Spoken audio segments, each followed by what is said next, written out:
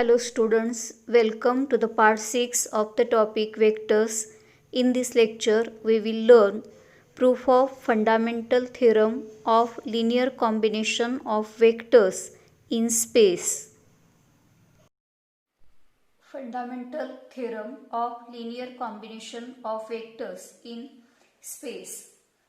Statement of the theorem is if A bar, B bar, C bar are three non-coplanar vectors, then any vector R bar in space can be uniquely expressed as a linear combination of A bar, B bar and C bar. इथं A bar, B bar, C bar हे तीन non coplanar vectors दिलेत आणि prove काय करायचंय any vector R bar coplanar with A bar, B bar, C bar can be uniquely expressed as a linear combination of A bar, B bar and C bar. म्हणजे ह्यांच्याशी coplanar असणारा एक vector R bar हा ह्या तिघांचं linear combination म्हणून लिहिता येतो हे प्रूव्ह करायचं आहे. तर R bar हा A bar, B bar, C bar चं लिनियर कॉम्बिनेशन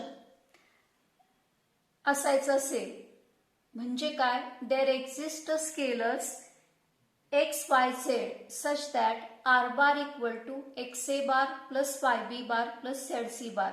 म्हणजे आर बार हा वेक्टर एक्स वाय झेड ह्या स्केलरसाठी x a bar plus y b bar plus z c bar असा मांडता येतो हे प्रूव्ह करायचं आहे. आता प्रूफमध्ये let O be the point in space हा एक स्पेस मधला पॉइंट आहे आणि ए बार बी बार सी बार हा ओ ए बार वेक्टर हा ए बार रिप्रेझेंट करतोय, ओ बी बार वेक्टर हा बी बार रिप्रेझेंट करतोय आणि ओ सी बार हा वेक्टर सी बार रिप्रेझेंट करतोय. हे तीन नॉन कोप्लेनर वेक्टर्स आहेत आणि ओ पी बार हा वेक्टर आर बार रिप्रेझेंट करतोय. आता ह्या चारही वेक्टर्सचा इनिशियल पॉइंट ओ आहे. कंस्ट्रक्शन अशी केले through point P draw the planes parallel to the planes AOB, BOC and AOC respectively intersecting OA, OB and OC in LMN respectively. तर इथं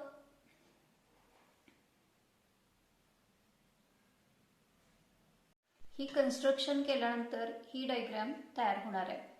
आता इथं OL बार हा वेक्टर आहे आणि OA बार हे एकाच रेषेत असणारे वेक्टर्स आहेत म्हणजे ते कोलिनियर वेक्टर्स आहेत. त्याच पद्धतीनं हा OM बार आणि OB बार हे एकाच डिरेक्शन मधले वेक्टर्स आहेत म्हणजे कोलिनियर वेक्टर्स आहेत आणि ON बार आणि OC बार हे सुद्धा कोलिनियर वेक्टर्स आहेत म्हणजे ते कंडिशन फॉर कोलिनियरिटी सॅटिस्फाय करणार आहेत.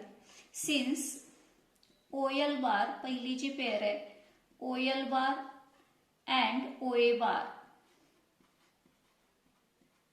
त्याच्यानंतर OM bar and OB bar, ON bar and OC bar are collinear vectors.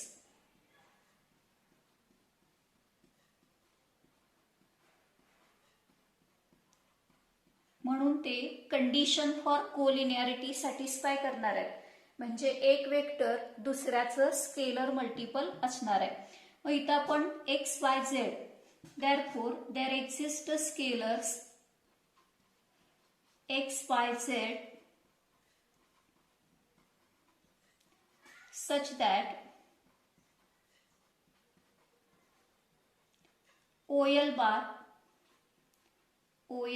equal to x into OA bar. त्याच्यानंतर OM बार हा OB बारचं स्केलर मल्टिपल असेल. OM bar equal to y into OB bar आणि ON bar हा OC बारचं scalar multiple असेल. ON bar equal to Z into OC bar. आता O ए बार म्हणजेच ए बार हा वेक्टर आहे. Therefore O L bar equal to x into a bar, O M bar equal to y into b bar, O N bar equal to z into c bar. ह्याला equation 1 म्हटलं. Condition for collinear vectors वापरून आपण equation 1 तयार केलेलं आहे. तर triangle O P Q बघायचं आहे डायग्राम मध्ये. तर ओ क्यू बार आणि क्यू पी बार ह्या एकाच डिरेक्शन मध्ये असलेल्या दोन साइड्स आहेत. तर त्यांची वेक्टर सम ट्रँगलची तिसरी साइड रिव्हर्स ऑर्डर मध्ये येईल. म्हणजे त्यांची वेक्टर सम ओ पी बार इतकी येणार आहे. म्हणजे in triangle O Q P using triangle law,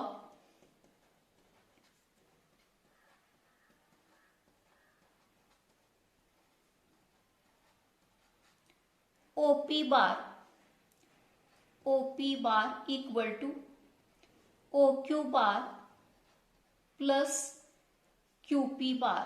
triangle law of addition of vectors इथं वापरलेला आहे. OQ bar plus QP bar equal to OP bar. तेच इक्वेशन फक्त इथं उलट मांडलेलं आहे. आता पुन्हा OLQ हा ट्रायंगल बघायचा आहे. OP बार आहे तसा ठेवला equal to OQ bar. Triangle OLQ मध्ये OL बार आणि LQ बार ह्या एकाच डिरेक्शन मध्ये असलेल्या दोन साइड्स आहेत. तर त्यांची वेक्टर सम हा OQ बार येणार आहे. म्हणजे OQ बार ऐवजी आपल्याला OL बार प्लस LQ बार रिप्लेस करता येणार आहे. ह्या दोघांची वेक्टर सम हा वेक्टर आहे आणि QP बार आहे तसा ठेवला. आणि याला कारण using triangle law in triangle OLQ.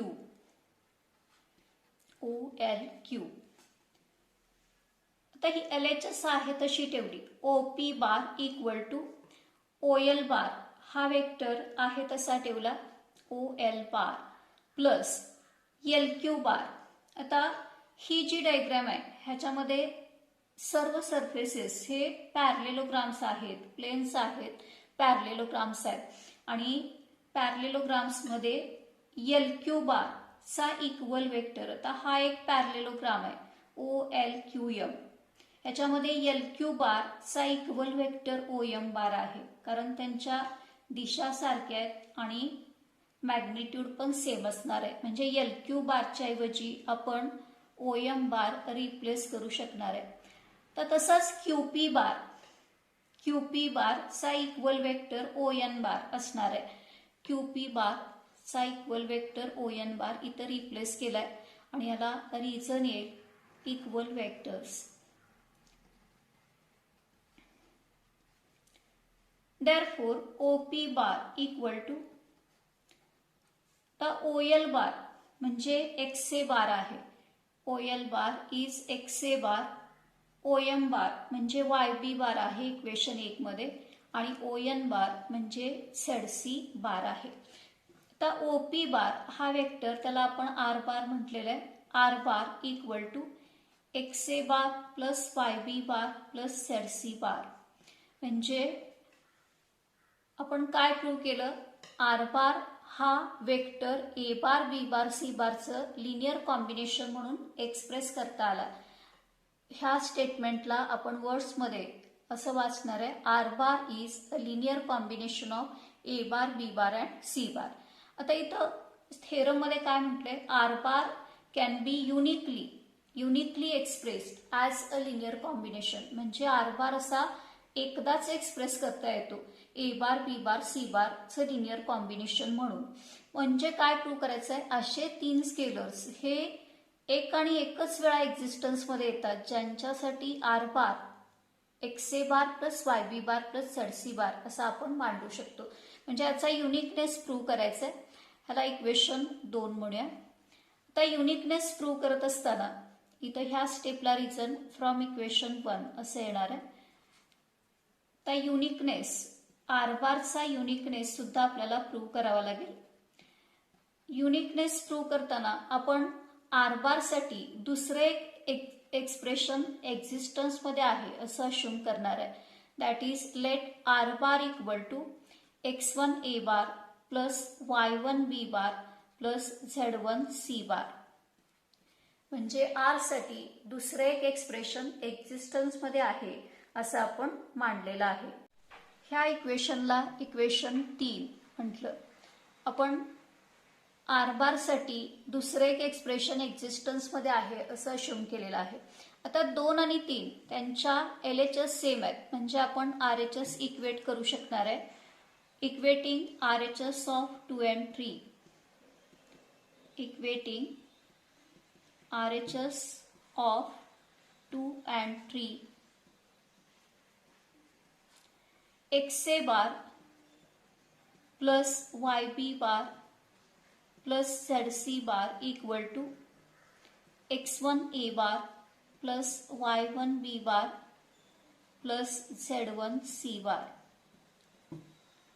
तर a बारची टर्म इकडे घेतली म्हणजे आणि a बार त्याच्यातून कॉमन घेतला की x minus x1 into a बार आणि YB बार आणि ZC बार ह्या टर्म्स इकडे ट्रान्सफर केल्या की त्या निगेटिव्ह होतील आणि y1b बार मायनस YB बार मधून b बार कॉमन घेतला की अशी टर्म येईल आणि z1c बार मायनस ZC बार म्हणजे z1 minus z into c बार असं इक्वेशन मिळेल. तर x मायनस x1 याला ट्रान्सफर केला, therefore a bar equal to हा टर्म ट्रान्सफर केला की दोन्हींच्या डिनॉमिनेटरमध्ये जाईल y1 minus y divided by x minus x1 into b bar plus z1 minus z divided by x minus x1 into c bar. तर हा एक स्केलर आहे आणि हा एक स्केलर आहे, म्हणजे a बार हा T1 b bar plus T2 c बार ह्याच्यासारखे एक्सप्रेशन आपल्याला मिळालं. म्हणजे a बार हा b बार आणि c बारचं लिनियर कॉम्बिनेशन झाला. That is therefore a bar is a linear combination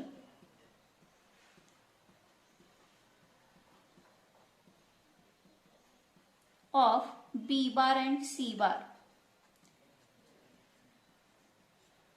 असे एक्सप्रेशन मिळालं की आपण a bar is a linear combination of b bar and c बार असं म्हणतो. आणि एक वेक्टर दुसऱ्या दोघांचं लिनियर कॉम्बिनेशन असेल तर ते 3 वेक्टर्स कोप्लेनर असतात. Therefore a bar b bar c bar are coplanar vectors. Are coplanar vectors. पण स्टेटमेंटमध्ये आपल्याला इथं आपण आर साठी दुसरे एक्सप्रेशन अश्युम केल्यानंतर आपल्याला a bar b bar c बार हे कोप्लेनर वेक्टर्स आहेत असं स्टेटमेंट मिळते. पण स्टेटमेंटमध्ये a bar b bar c bar are non coplanar vectors असं दिलेलं आहे. म्हणजे हे जे स्टेटमेंट आहे हे कॉन्ट्राडिक्शन मिळायला लागलं. का कॉन्ट्राडिक्शन मिळायला लागलं तर आपण चुकीचं स्टेटमेंट अश्युम केलं. आर साठी दुसरं एक्सप्रेशन एक्झिस्टन्स मध्ये असं अश्युम केल्यामुळं हे रॉंग स्टेटमेंट आपल्याला मिळायला लागलं, which is a contradiction.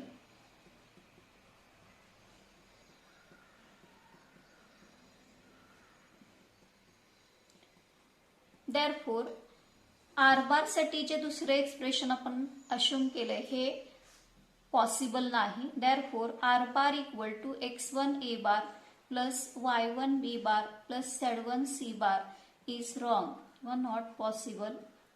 And therefore R bar equal to xa bar plus yb bar plus zc bar. Therefore म्हणजे काय, that is R bar is uniquely expressed. असं एक आणि एकच एक्सप्रेशन त्याच्यासाठी एक्झिस्टन्स मध्ये असणार आहे. Therefore R bar is uniquely expressed as a linear combination of a bar b bar and c bar.